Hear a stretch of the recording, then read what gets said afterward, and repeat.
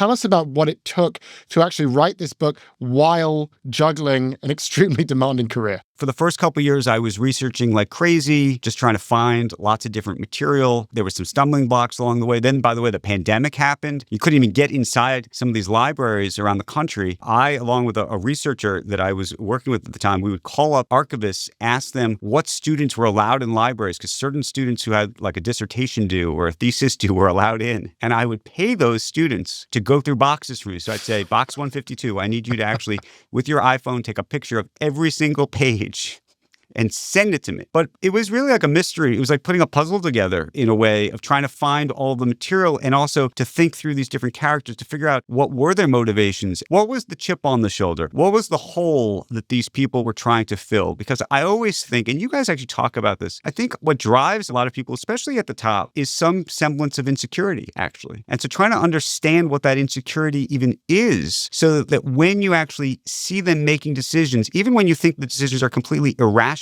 or make no sense or the wrong decisions or immoral, you say to yourself, I remember reading earlier in the book about what was happening with this guy as a kid or as a this or that. And all of a sudden it makes it at least relatable or understandable so you can appreciate why these things are happening.